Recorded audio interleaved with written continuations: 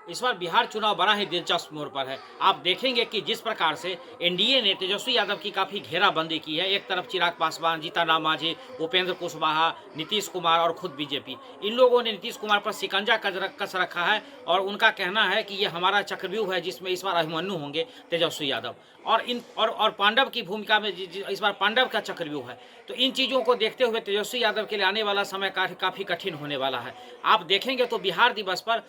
जिस प्रकार से बीजेपी ने पूरे देश में कार्यक्रम 86 जगहों पर एक कार्यक्रम किया था। इसमें बिहार के जो पलायन करके लोग यहाँ से बाहर गए हैं उनके साथ उनकी मीटिंग की और 86 जगहों पे बिहार दिवस मनाया गया। और बिहार दिवस मनाने का उनका मुख्य मुद्दा यही था कि सब लोगों को एकत्रित करना और उनको जानकारी देना कि आगामी चुनाव में कैसे बिहार को बदलना है। इन चीज़ों को लेकर के हाँ, इसमें एक और एक अहम जानकारी कि उन लोगों को जंगल राज की याद दिलाई गई कि जंगल राज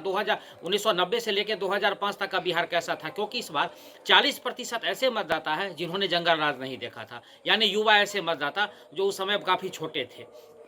तो इन स्थितियों को अगर आप मिला जुला करके देखेंगे तो बीजेपी जिस प्रकार से ग्राउंड लेवल पे काम कर रही है, जिस प्रकार से महाराष्ट्र में काम किया, हर एक बूथ लेवल पर जाकर के काम करने वाले लोगों की उनको खोज करके उनको उस काम में लगाया गया है, यानी घर घर जा करके वोटरों को सजग करना, उनको जानकारी देना, सरकार की योजनाओं की जानकारी देना। तो और दूसरी ओर कि चिराग पासवान को लेकर के बीजेपी जिस प्रकार से दाव खेलना चाहती है, उससे साफ जाहिर हो गया है कि बीजेपी हर एक वर्ग को साधना चाहती है, क्योंकि बिहार में जातीय मुद्दा एक बहुत बड़ा मुद्दा है। वहीं विपक्ष जिस प्रकार से अपना नैरेटिव बनाने में विफल हो पा रही है या उसके नैरेटिव नहीं बन पा रही है, जैसे आरक्षण की बात हुई कि आरक्षण चोर है भाजपा या एनडीए की सरकार, आरक्षण चोर है, उनको आरक्षण की वो मतलब मुद्दा उनका नहीं बन पा रहा है। दूसरी ओर उन्होंने वक्फ बोर्ड का मुद्दा उठाना चाहा, उसमें उनकी अभी उतनी सफलता तो दिख नहीं रही है जितना जोर शोर से उन्होंने अपना कदम बढ़ाया था। तीसरी ओर कि उन्होंने नौकरी और पलायन को लेकर के अभी जैसे हाल में कन्हैया कुमार की यात्रा हुई, उन्होंने कहा कि नौकरी दो पलायन रोको। तो इन सब बातों को मिला जुला करके अगर आप देखेंगे तो कहीं ऐसा लग नहीं रहा है कि विपक्ष का इस बार जैसे लोकसभा चुनाव में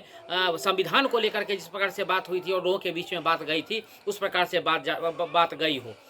तो अगर पूरे बिंदु पर अगर चर्चा करेंगे तो नीतीश कुमार भी इस बार कमर कस चुके हैं और विधानसभा में राबड़ी देवी के साथ जब उनकी तू में होती थी और जिस प्रकार से बहस में जंगल राज की चर्चा होती थी, तो यानी चुनाव होगा तो जंगल राज के मुद्दे पर ही होगा कि किस प्रकार से बिहार को सही ढंग से रखा जाए, बिहार का विकास किया जाए, डबल इंजन की सरकार किस प्रकार से काम करेगी। तो इन तमाम चीज़ों को देखते हुए आप ये साफ मान के चलिए कि इस बार चुनाव का मुद्दा क्या होगा, जो हम रोज़ के कार्यक्रम में लगभग बता रहे हैं कि जंगल राज ही इस बार मुद्दा होने वाला है। दूसरी बात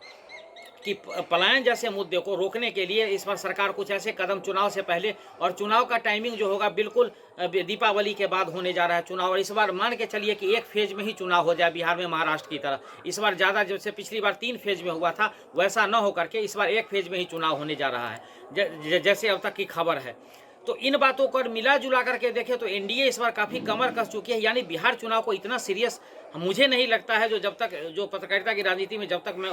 पत्रकारिता के क्षेत्र में जब तक मैं हूँ तब से लेकर के अब तक के इतना जो एनडीए ने कमर कसी है, जितना जोर लगा रखा है, वो तेजस्वी यादव के लिए आसान नहीं होने वाला। आगामी चुनाव को लेकर के उनको अपनी पूरी जो रणनीति है उसमें या तो बदलाव करनी होगी या अपने रणनीति पर या अपने नैरेटिव को लोगों के बीच में लेकर के जाना होगा, तभी उनको सफलता मिल सकती है, नहीं तो काफ़ी कठिन डगर लग रहा है।